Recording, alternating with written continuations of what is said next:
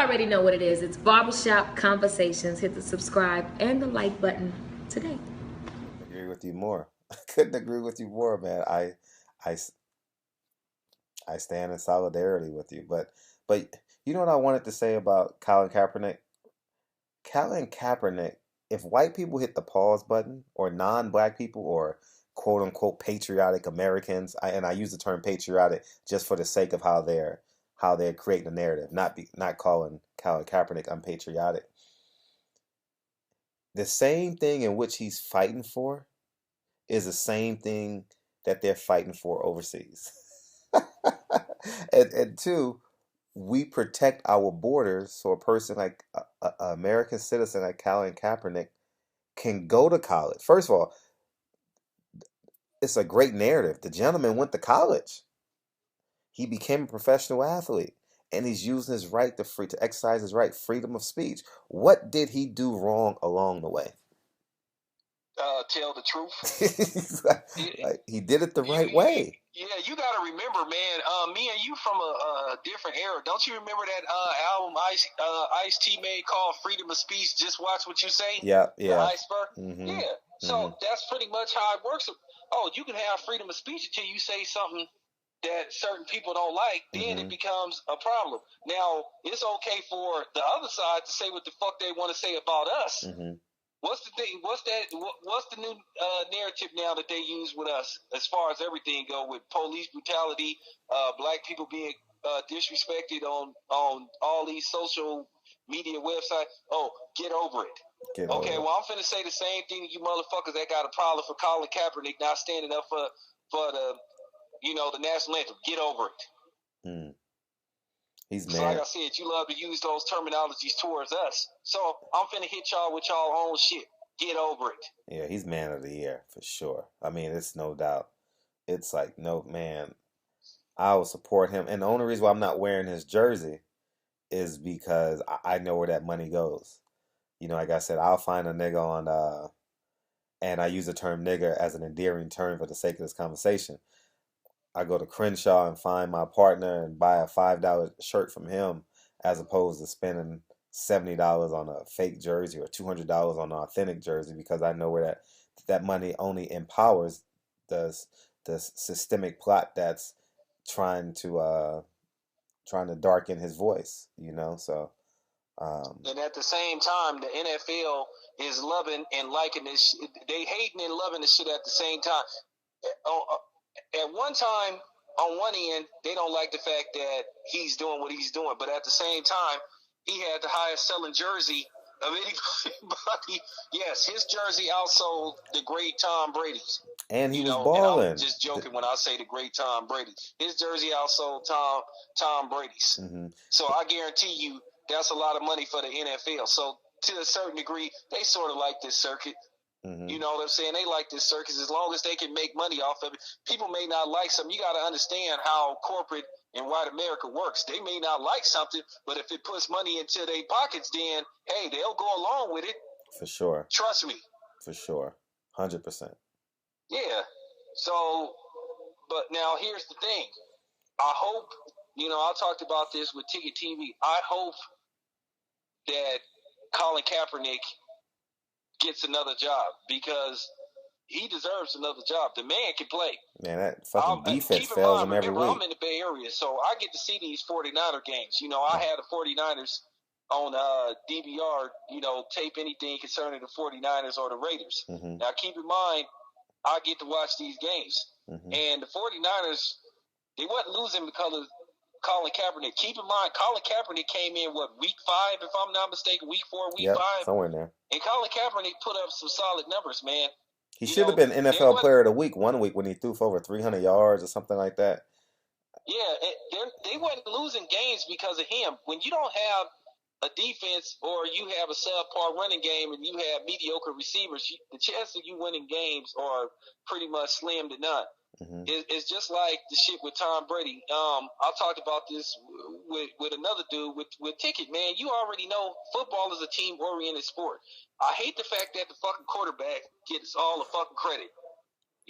When they winning games, it's because they have a great quarterback. Now, when they losing, it's the damn receivers or the running game fault. Mm-hmm. So I mean, come on, man. You need the same way you need a quarterback to win games. You need receivers. You need receivers that can catch the ball and run for yards. Mm-hmm.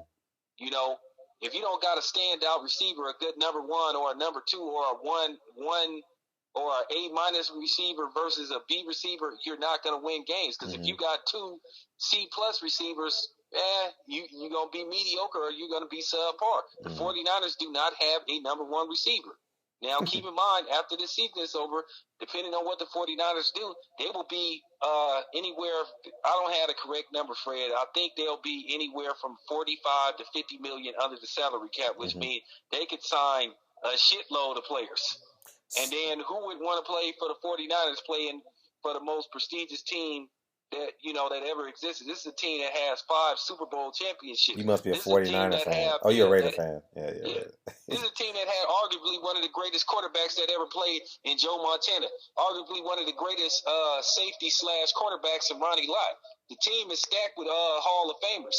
So, I mean, who wouldn't want to play for the 49ers? Not to mention they playing at a brand new state-of-the-art stadium that just opened 2 years ago.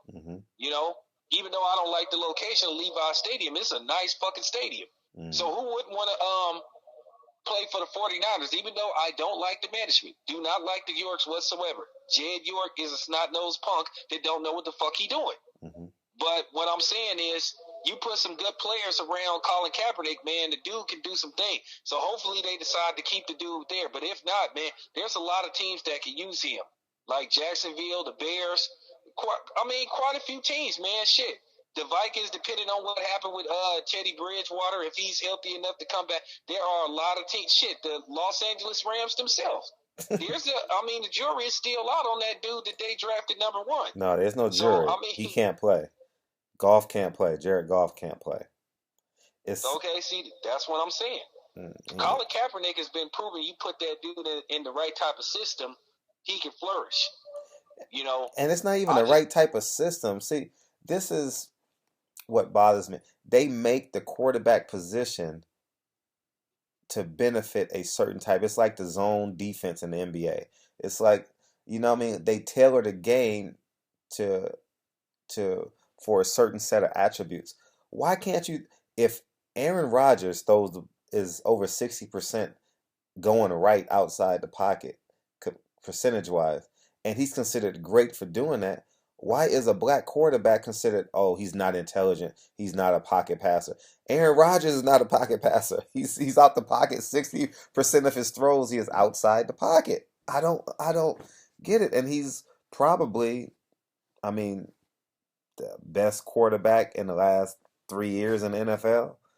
You know what I mean? Like, he gets it done, per se. Some may argue Tom Brady, but that bothers me a great deal. How, and I talked about it in my last video about how the term pocket passer means white quarterback, athletic quarterback means black quarterback. You know what I mean? Absolutely. But I don't mean that by saying he's a quarterback because him being black, because every quarterback at the end of the day have to play in a certain type of system. You have to wonder, could Tom Brady flourish in the Chip Kelly-like offense where he had to throw on the run? Aaron Rodgers is just a dude who could throw on the run. Out of all the quarterbacks I've seen, I've never seen a dude who could roll out and throw the ball more accurate than Aaron Rodgers. He's amazing. Tom Brady is a traditional pocket, take 3 steps back and throw the ball. Ask Tom Brady to throw on the run. Same thing with Peyton Manning. Ask Peyton Manning to throw on the run and see what happened to him. Peyton Manning was a dude, he needed an offensive line, just like Troy Aikman. Now, Colin Kaepernick, he could do a lot of things.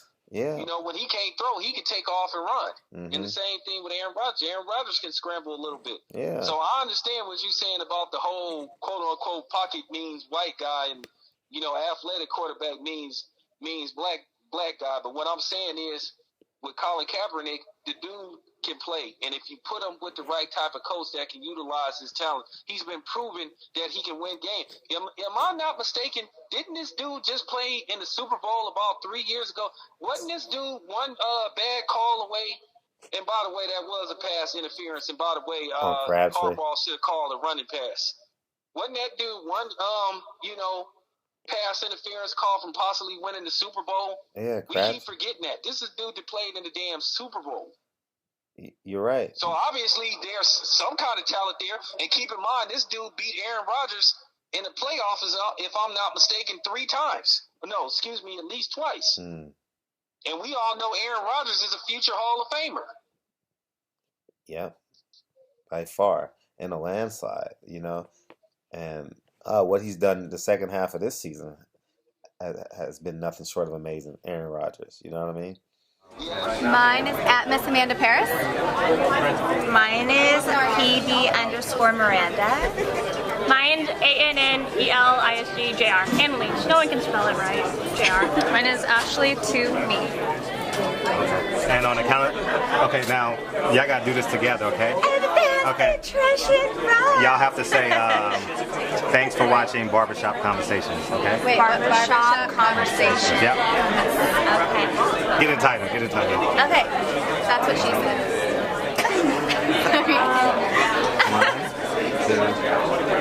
Thanks for watching Barbershop Conversations. Thank you guys.